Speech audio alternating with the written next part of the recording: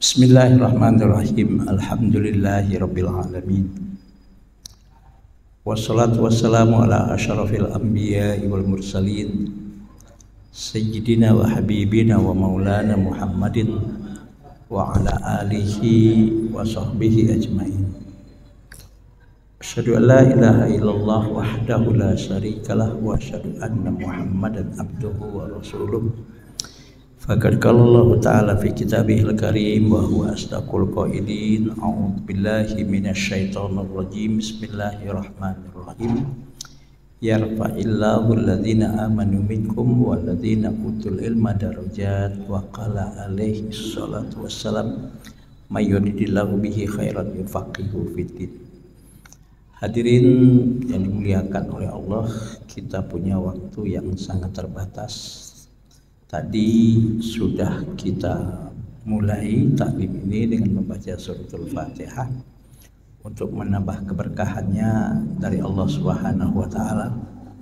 Mari sama-sama kita mulai taklim ini dengan membaca Bismillahirrahmanirrahim.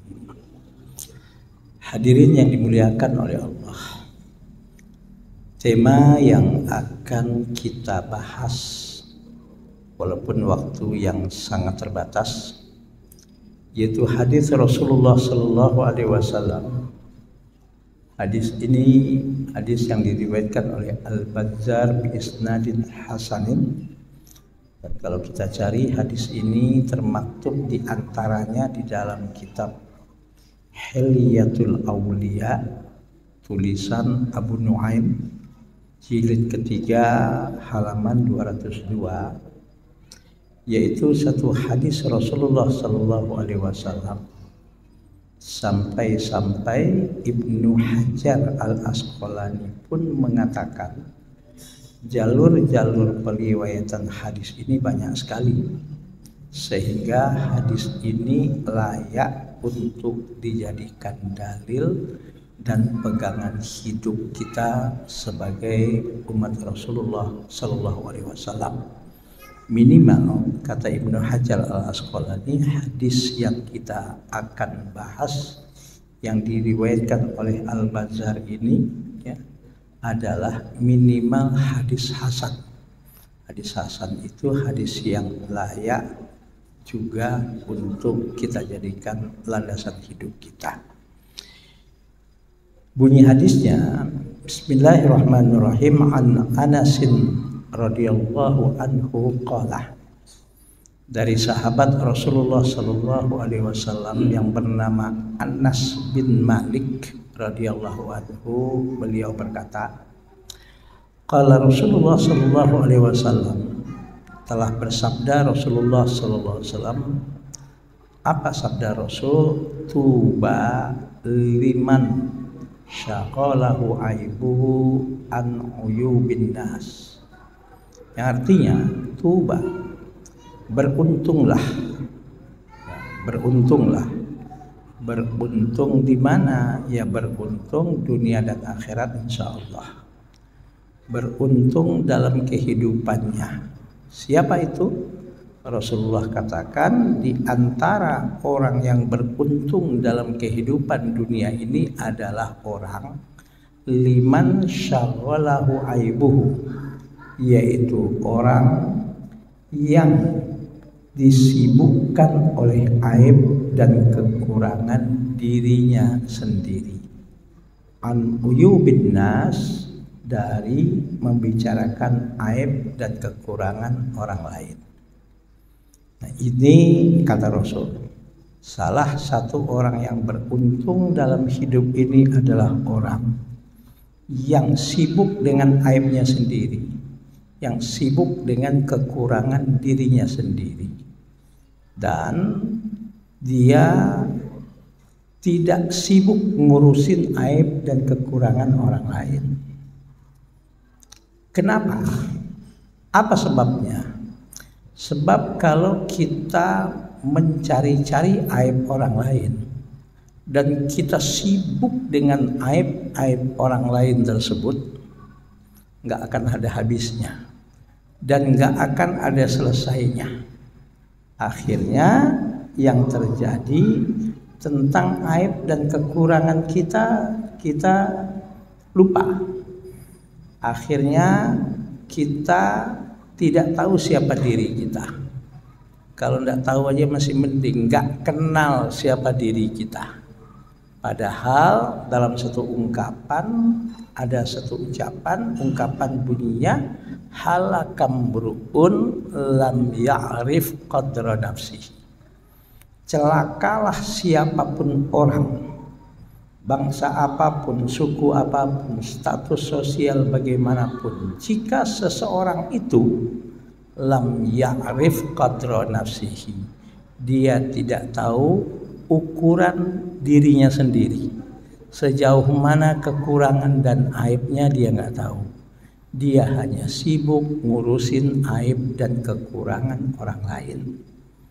Padahal siapapun manusia tidak ada yang tidak punya aib. Siapapun manusia tidak ada yang tidak punya kekurangan.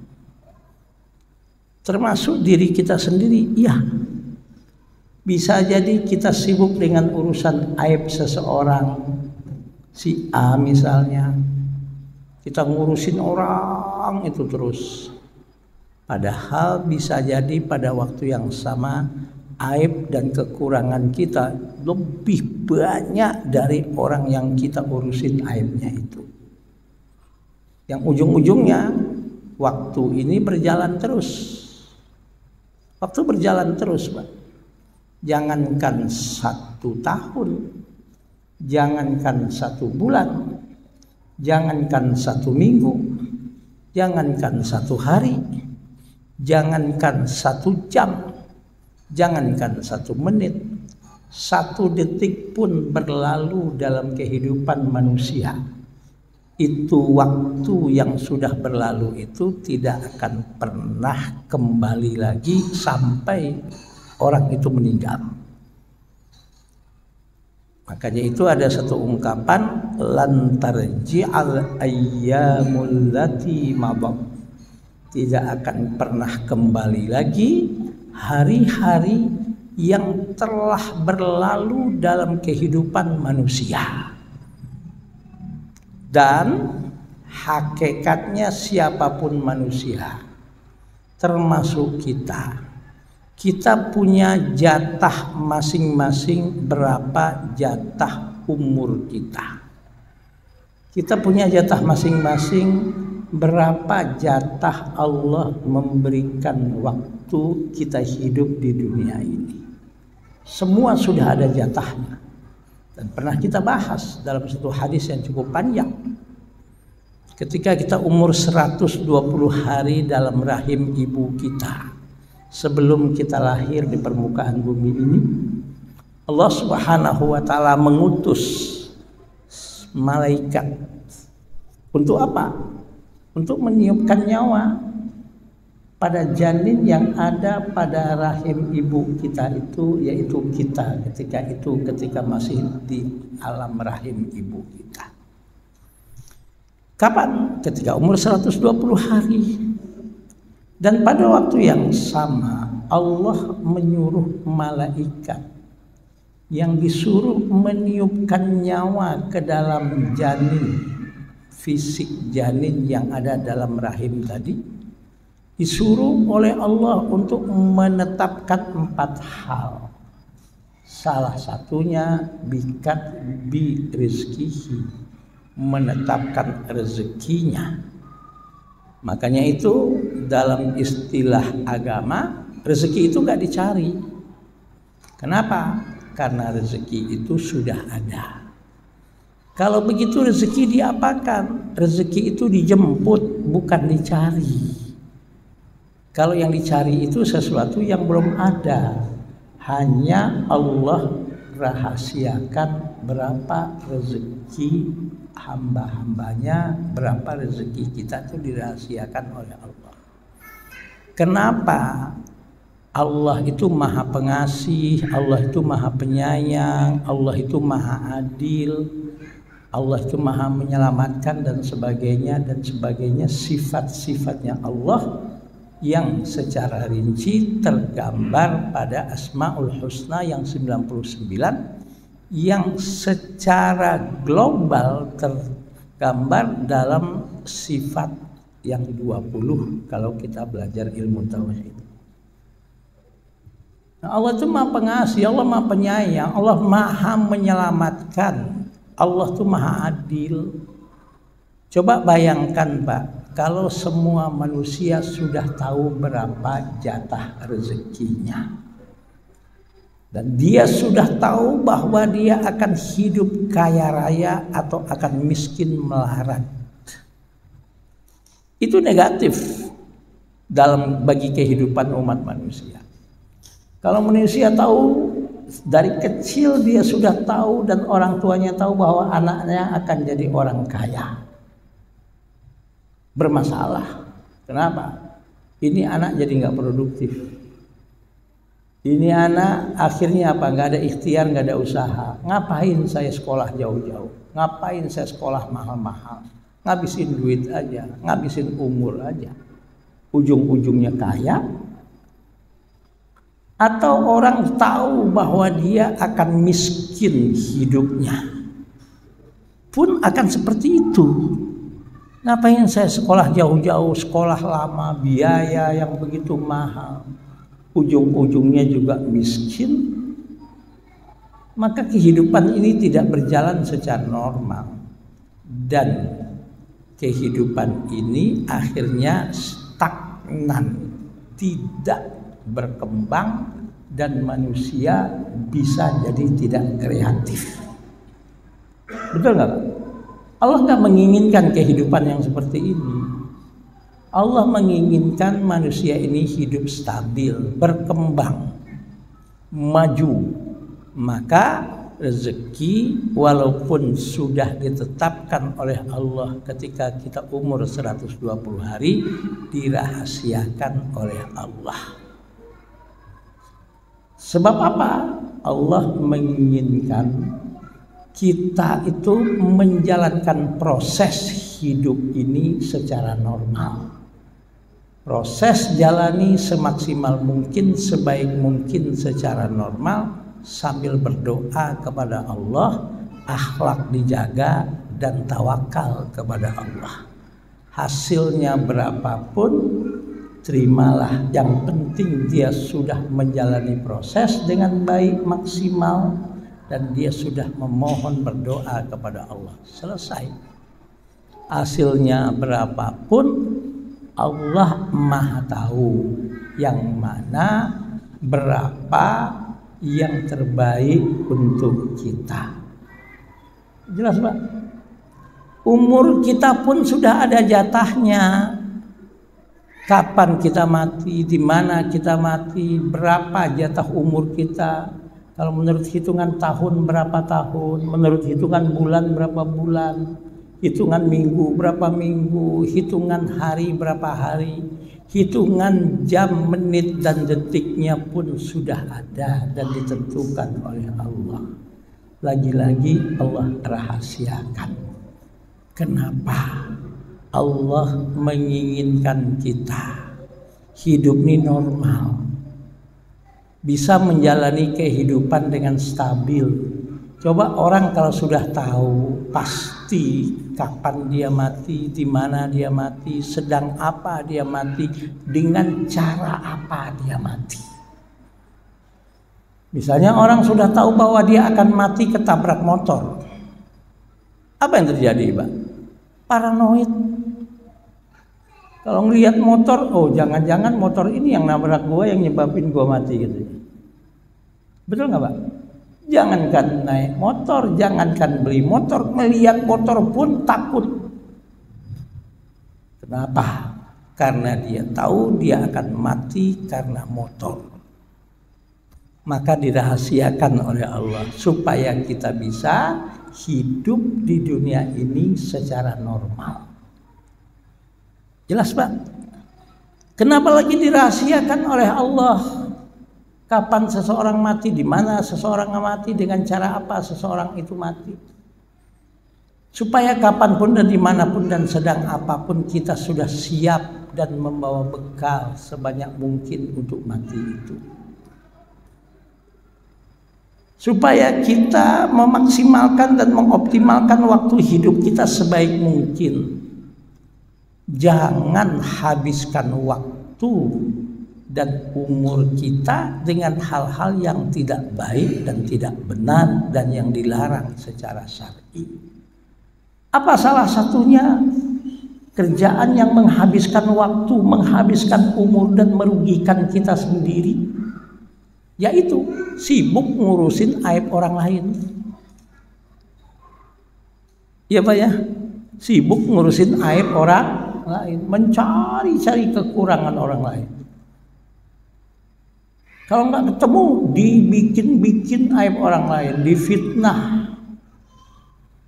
Maaf, akhir-akhir ini dalam beberapa tahun ini ada job terbaru yang dulu belum ada, Pak. Apa? Nyari aib orang lain. Kemudian diviralkan, diekspos. Kalau nggak ketemu, bikin fitnah. Dan kalau bisa sewa orang, bayar orang untuk menjadi saksi palsu. Kerjaan apa itu? Jadi buzzer. Ini kan gila, Pak. Ini nggak masuk akal. Kalau namanya manusia, selama dia masih manusia, pasti manusia tidak ada yang sempurna, termasuk kita. Tapi ada ukuran sejauh mana aib dan kekurangan orang itu bisa ditoleransi dan orang itu masih dianggap sebagai orang baik, dan insya Allah ya kita wajib menghargai dan memuliakan orang itu. Sejauh mana aibnya itu? Ada satu ungkapan kata hikmah dengan bunyinya begini: kafal mar'u nublan an tu'adda ma'ayibu. Kafal mar'u nublan, cukuplah seseorang masih bisa dikatakan orang baik, masih bisa dikatakan orang yang kita wajib muliakan dan hormati, sekalipun orang itu punya aib dan kekurangan, selama aib dan kekurangannya enggak keterlaluan, selama aib dan kekurangannya antu adda ma'ayibuhu, masih bisa dihitung dengan jari, masih bisa ditoleransi. Tapi kadang-kadang, Pak, orang aib dan kekurangannya sudah bejibun, Pak, terkenal dengan tukang bohongnya, terkenal ngomongnya nggak pernah benar, terkenal ngomongnya apa yang diomongin ngomongnya A, sebetulnya yang dikerjain Z. Ya Pak ya, otak kita dirusak. Dirusak.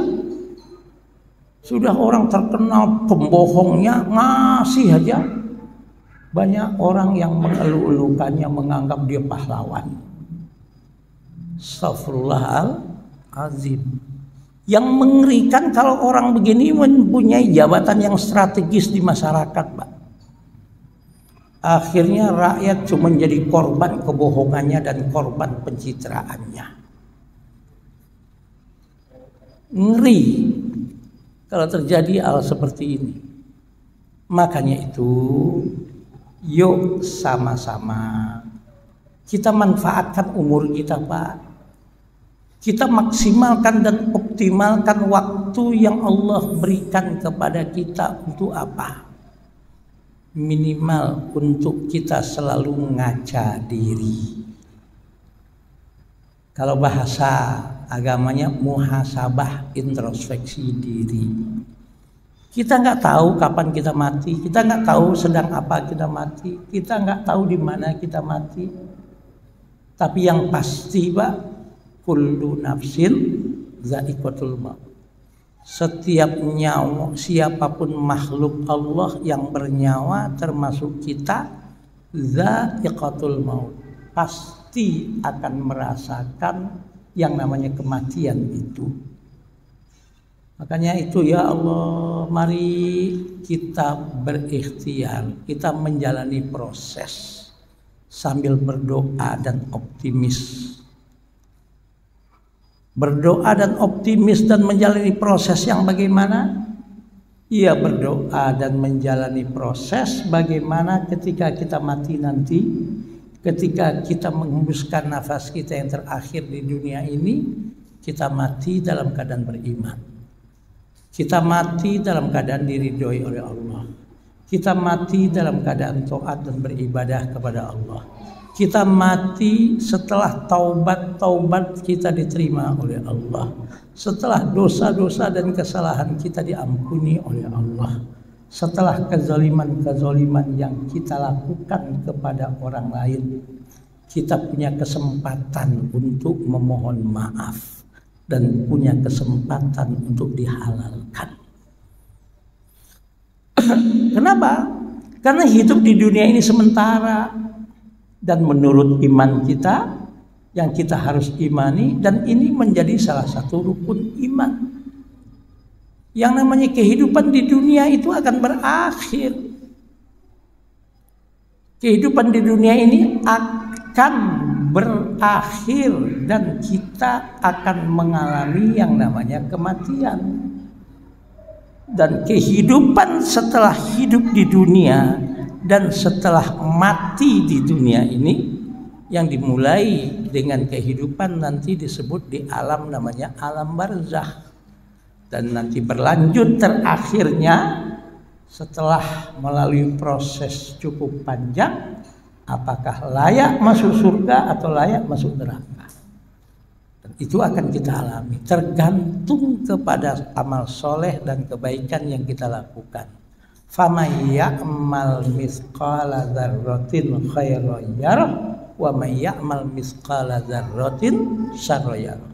Sekecil apapun kebaikan yang dilakukan, kalau dilakukan karena imannya, dilakukan ikhlas kebaikan itu lillahi ta'ala, dia pasti akan mendapatkan hasil pahala ganjaran dari Allah atas kebaikannya tersebut.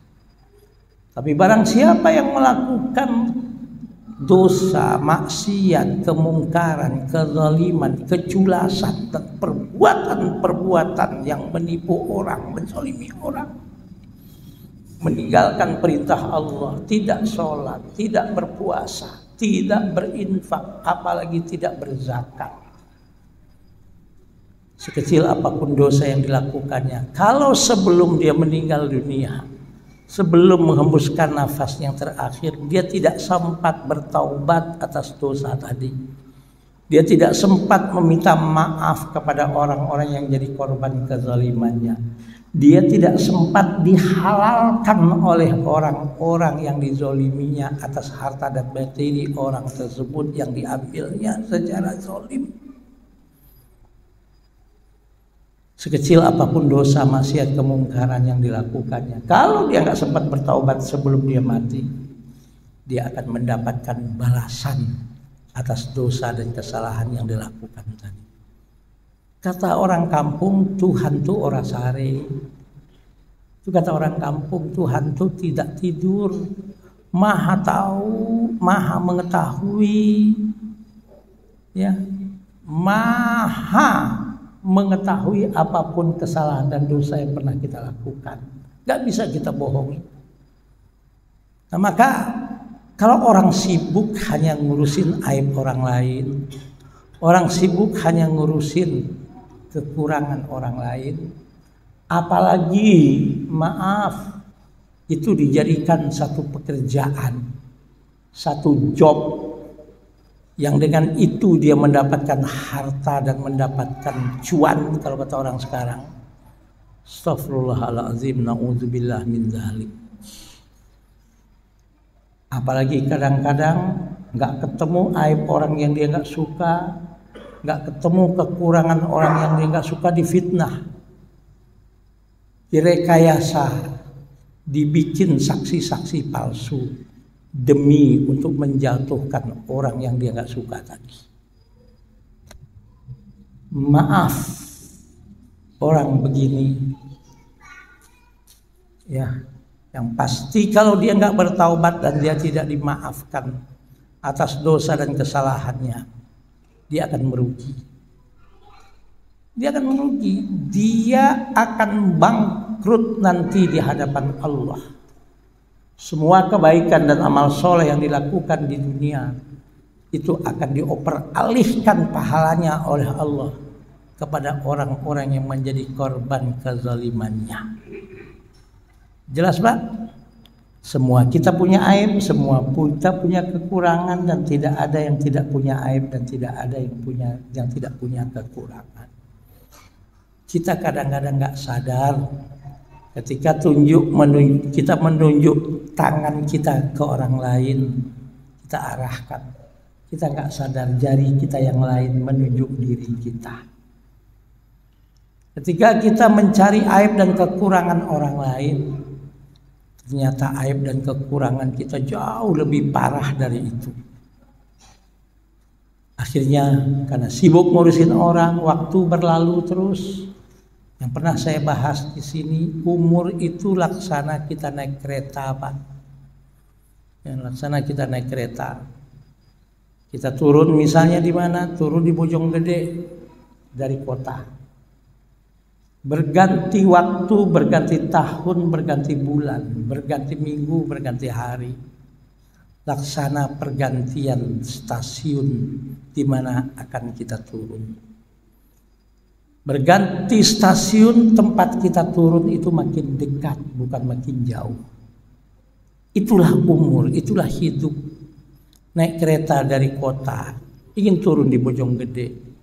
Kereta berjalan sampai stasiun Jayakarta.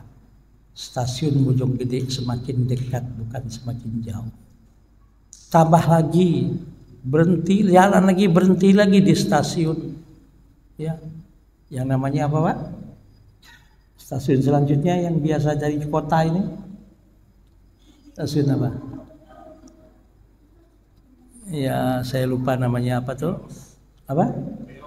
Bukan Beos, Beos kota. Setelah itu Jayakarta. Setelah Jayakarta apa? Apa, Pak? Hah? Bukan Juanda, jauh masih. Oke. Ada lagi stasiun setelah itu, baru Juanda. Saya lupa stasiunnya namanya. Setelah Juanda baru yang namanya Gambir. Setelah Gambir baru yang namanya Godangdia. Setelah Godangdia Cikini. Setelah Cikini baru yang namanya Manggarai. Setelah Manggarai Tebet. Tebet adalah Cawang. Setelah Cawang Pasar Minggu Baru. Setelah Pasar Minggu Baru Pasar Minggu. Setelah Pasar Minggu Tanjung Barat. Ya itu Lenteng Agung. Setelah Lenteng Agung UP.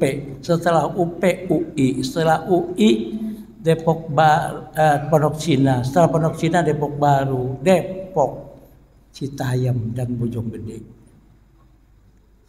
Berganti stasiun, Bojonggede tempat kita turun semakin dekat, bukan semakin jauh.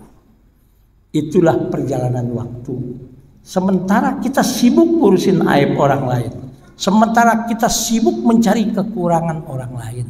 Sementara kita sibuk mencari-cari bahkan menfitnah orang-orang yang tidak bersalah karena kepentingan politik, karena kepentingan ekonomi. Apa yang terjadi, Pak? Apa yang terjadi? Kita punya dosa yang bisa jadi dosa itu membuat kita bangkrut di akhirat. Maka kata Rasul, tuba, beruntunglah siapapun manusia yang liman syaqalahu aibuhu, yang dia disibukkan dengan aibnya sendiri. Dia tidak mau sibuk dengan aib orang lain. An uyubin nas, dari dia ngurusin aib-aib dan kekurangan orang lain. Karena kalau dicari-cari aib orang lain dan kekurangan orang lain pasti dapat. Gak ada manusia yang tidak punya kekurangan. Gak ada manusia yang tidak punya aib. Ya.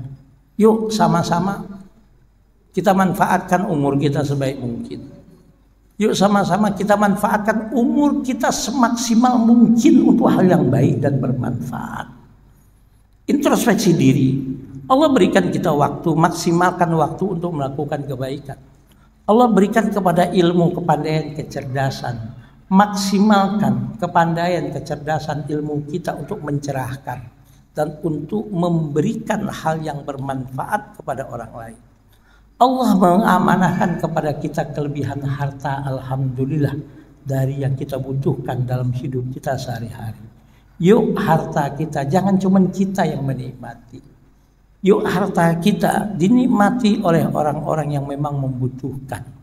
Apalagi ya, untuk hal-hal yang bermanfaat, untuk dakwah, membangun masjid, membangun majelis taklim, membangun pondok pesantren, membiayai anak-anak yatim, membiayai orang-orang duafa yang kebetulan secara ekonomi mereka tidak beruntung. Kita diberikan kelebihan rezeki. Manfaatkan semaksimal mungkin, mumpung Allah masih memberikan kita kelebihan rezeki dan keluasan rezeki. Jangan sampai ketika sudah nggak ada baru tinggal penyesalan. Ketika sudah tua baru penyesalan. Ketika sudah tidak mampu baru menyesal. Coba dulu saya melakukan ABCD, sementara waktu sudah nggak ada lagi. Kita akan mati, Pak. Kita akan mati. Nggak ada yang nggak akan mati. Nggak ada yang tidak akan meninggalkan dunia ini. Semua sama, tanpa terkecuali. Hanya persoalannya adalah kapan, di mana, dan sedang apa kita mati, kita nggak tahu. Nah, maka mari sama-sama usikum wa nafsi wa iyaya bitaqwallah. Jangan kita sibukkan diri kita hanya dengan ngurusin aib orang lain, apalagi mencari-cari aib orang lain. Apalagi mencari-cari aib orang lain itu dijadikan pekerjaan untuk mendapatkan maaf, apa yang disebut dengan uang. Astaghfirullahaladzim. Bukan cuma dosa menzolimi orang, dan sudah pasti haramnya, dan sudah pasti nggak diridhoi oleh Allah Subhanahu wa taala. Oke, Pak? Jadi kalau ditanya siapakah manusia yang tidak punya aib dan tidak punya kekurangan, jawabannya tidak ada manusia yang tidak punya aib dan tidak punya kekurangan, nggak ada. Semua kita sama punya kekurangan, Pak. Ya, nggak ada yang nggak punya kekurangan. Hanya persoalannya adalah kita cuma pinter nyari kesalahan orang lain dan tidak pernah lihat dan mengintrospeksi kekurangan kita. Maaf, ini terutama untuk nasihati diri saya pribadi dan untuk menasihati diri kita semua. Oke? Ada pertanyaan? Silahkan.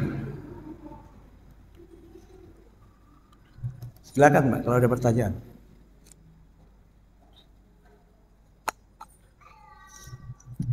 Ada mik? Silakan. Enggak ada? Ini udah paham semua? Oke, kalau sudah kita lanjut. Ya. Sini nih begini. Halo. Ya, masih ada, silakan.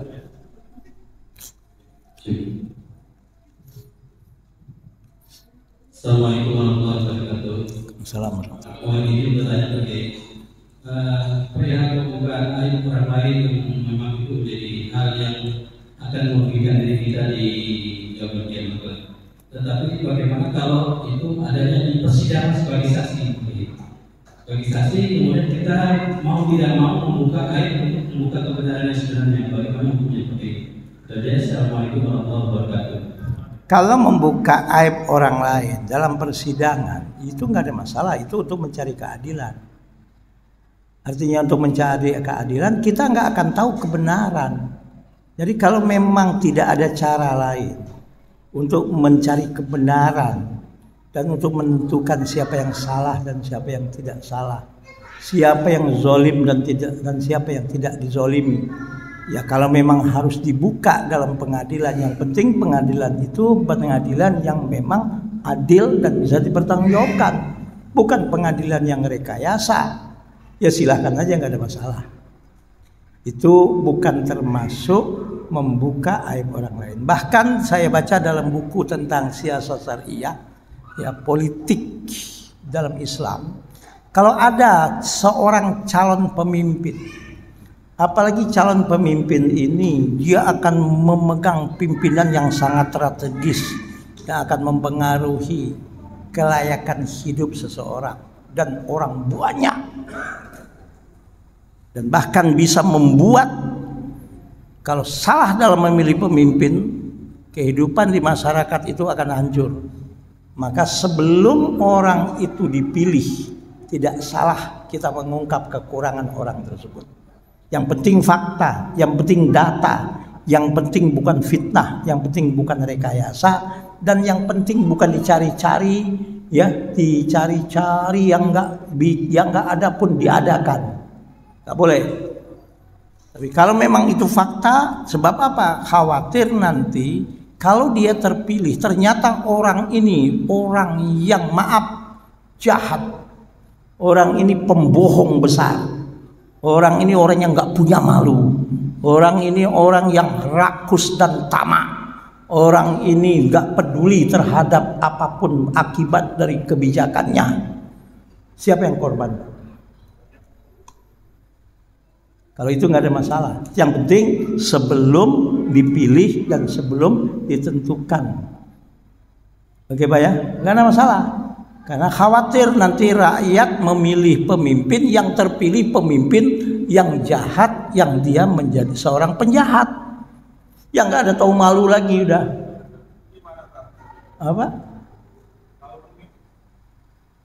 Kalau pemimpin itu nggak tahu malu, sedangkan rakyat tidak berkutik atau tidak punya power untuk menjatuhkan pemimpin tersebut, apa tindakannya? Ya. Rakyat ini harus cerdas. Rakyat ini harus cerdas. Jadi ini kan persoalannya adalah Pak, kita ini nggak cerdas. Ketika kita membahas tentang yang namanya kriteria pemimpin. Kriteria pemimpin itu otomatis bicara politik. Ada yang rese, ini polisi, ini masjid, jangan bicara politik katanya. Islam itu juga mengajarkan politik. Al-Quran dan hadis yang membicarakan politik itu banyak sekali. Salah satunya misalnya Al-Quran. Ya ayyuhalladzina amanu, ya. Wahai orang-orang beriman. Kata Allah, jelas, hai orang-orang beriman, jangan kau serahkan kepemimpinan kepada orang yang bukan ahlinya. Ya kan Pak? Kepada orang yang tidak profesional. Itu dalam Islam. Misalnya dalam Islam lagi misalnya adalah tentang apa yang disebut dengan kriteria pemimpin. Dalam Islam itu pemimpin, lihat aja dalam Rasul. Pemimpin itu syaratnya dia harus sidik, ya kan Pak ya, jujur. Seorang pemimpin itu sidik, tabligh, orangnya itu menyampaikan apa adanya, nggak dibikin-bikin, nggak kebohongan dan rekayasa yang dibikin pencitraan. Seorang pemimpin itu harus amanah. Ya, makanya dalam Al-Quran dikatakan innallaha ya'murukum an tu'addul amanati ila ahliha. Allah memerintahkan kalian untuk menyampaikan dan melaksanakan amanah itu kepada siapa? Kepada orang yang memang layak untuk memegang amanah itu. Karena Rasul mengatakan idza wusidal amru ila ghairi ahliha fantaziris sa'ah. Jika sesuatu perkara diserahkan kepada orang yang bukan amanah, yang bukan ahlinya, ya tunggu aja saat kehancurannya. Oke, maka kalau terjadi kehancuran itu gimana? Ya Rasul bilang, ini ayat politik Pak, ini hadis politik. Man ra'a minkum munkaran falyughayyirhu biyadihi. Jika engkau melihat kemungkaran dengan kasat mata, rubah dengan power, rubah dengan kekuatan. Nah, kita diberikan kesempatan 5 tahun sekali untuk menentukan siapa yang akan kita pilih. Tapi ini nggak digunakan dengan baik. Ya kan Pak? Kita dengan begitu mudah dibohongi. Kita dengan begitu mudah suara kita dibeli oleh orang-orang yang punya niat tidak baik. Betul kan Pak? Diberikan kesempatan. Tapi kalau bicara politik, oh ini masjid, jangan bicara politik. Akhirnya rakyat ini kapan akan tahu kriteria pemimpin yang benar itu siapa, kapan? kalau nggak pernah diberitahu. Oke Pak? Kalau Anda nggak mampu berubah dengan kekuatan, dengan power, ya rubahlah dengan bilisanihi, dengan tulisan, dengan opini. Oke Pak? Kalau nggak bisa juga karena memang nggak punya ilmu, ya fabiqalbihi, minimal hatinya tidak menerima. Jangan justru menyetujui, jangan justru pasrah, nggak bisa. Dengan doa minimal Pak. Semoga Allah Subhanahu wa Ta'ala memberikan kekuatan kita dalam menghadapi pemimpin-pemimpin yang model begitu. Semoga Allah Subhanahu wa Ta'ala diberikan tuh pemimpin-pemimpin begitu hidayah dan petunjuk oleh Allah. Karena kita nggak berdaya. Jangan justru cuek. Ya sudah, terlanjur mau apa lagi? Nggak bisa. Kita tidak boleh yang namanya kata putus asa. Bisa merubah dengan power, rubah dengan power. Nggak bisa dengan lisan, dengan tulisan, dengan opini. Nggak bisa juga dengan hati. Jangan justru ikut-ikutan. Jangan justru ikut kita, berkonspirasi dengan mereka. Jangan justru ikut-ikutan bagian dari mereka. Jelas Pak? Oke, apa lagi? Silahkan yang lain. Oke, monggo Pak. Ada lagi silakan barangkali. Ibu-ibu ada yang boleh tanyakan? Ya. Oke. Oke, Bapak tuh kadang kan masyarakat tuh ada aja yang udah ditutupin aibnya tapi dia sendiri yang buka. Contohnya misalnya di sosial media itu banyak orang yang ini sebetulnya aib tapi dia buka sendiri supaya orang tahu. Entah apapun alasannya, ya tapi mestinya itu aib gitu. Allah sudah tutup, tapi dia malah buka nih. Di banyak kan di Facebook, di sosial media yang sekarang banyak sekali. Itu gimana nih? Ya, karena kebodohannya. Kalau kata orang kampung karena dia bego. Karena kebodohannya, betul nggak Pak? Kalau dia tahu, dia punya ilmu bahwasanya itu nggak benar, itu dilarang, akan menghancurkan dia nggak akan lakukan. Ini kan makanya orang bodoh tuh macam-macam Pak. Ada orang bodoh, ya, ada orang bodoh, la yadri annahu la yadri, udah bego dia nggak tahu dirinya bego. Itu kata Imam Ghazali. La yadri annahu la yadri. Orang bodoh, orang bego, orang blow on, tapi dia nggak tahu dirinya bodoh dan blow on, merasa hebat lagi. Itu kata Imam Ghazali, ya. Fahuwa jahilun murakkab, itu orang bodoh kuadrat. Nah, kalau Anda menemukan orang model begitu, fajtanibuhu, tinggalkan. Nah, tapi kalau ada orang bodoh, rajulun la yadri wa yadri annahu la yadri, dia sadar bahwa dia nggak tahu, dia sadar bahwa dia bodoh, akhirnya dia berusaha untuk menghilangkan kebodohannya. Kalau ketemu orang begitu, bantu dia, ajarkan dia untuk menghilangkan kebodohannya. Oke Pak?